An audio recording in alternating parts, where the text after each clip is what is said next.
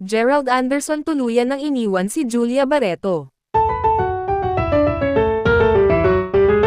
Mainit na usapin ngayon sa showbiz at sa social media ang tungkol kay Julia Barreto na di umano'y hindi na makayanan ang matinding sakit na nararamdaman niya kaugnay ng kanyang relasyon kay Gerald Anderson, isang balitang nagdulot ng iba't ibang reaksyon mula sa publiko, mga tagahanga, at maging sa mga personalidad na malapit sa dalawa, sapagkat ayon sa ilang mapagkakatiwalaang ulat, matagal nang tinitiis ni Julia ang paulit-ulit na sakit, pag-aalinlangan, at kawalang kasiguraduhan sa kanilang relasyon, at sa kabila ng kanyang matibay na imahe sa harap ng kamera ay hindi na niya napipigilan ang bigat ng emosyon na kanyang dinadala, bagay na nagbunga ng maraming gabi ng pag-iyak, mga araw ng katahimikan, at mga sandaling tila nawawalan siya ng gana sa mga bagay na dati nagbibigay saya sa kanya, kung saan ilang kaibigan ng aktres ang nagsabi na si Julia ay dumaan sa yugto ng pagiging tahimik at malayo sa lahat, isang palatandaan na ang kanyang puso at isipan ay labis na sugatan, habang si Gerald Anderson naman ay nananatiling tahimik,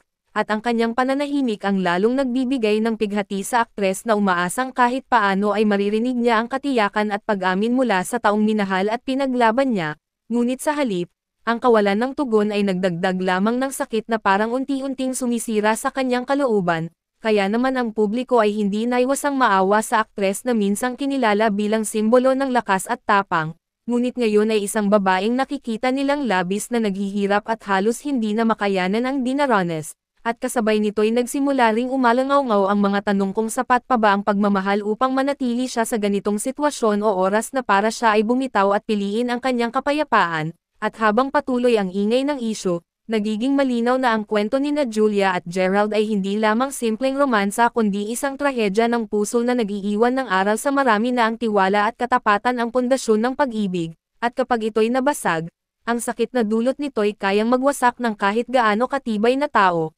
kaya sa mata ng publiko, si Julia Barreto ay kasalukuyang larawan ng isang babaeng umiiyak, sugatan, at pilit na hinahanap ang sarili sa gitna ng pagkawasak na dulot ng kanyang relasyon, isang imaheng nakakaawa at nakakaantig, at ngayon, ang lahat ay naghihintay kung siya ba'y muling babangon upang ipaglaban ang kanyang dangal at kaligayahan, o mananatiling bihag ng sakit na sa ngayon ay hindi pa rin niya kayang talikuran.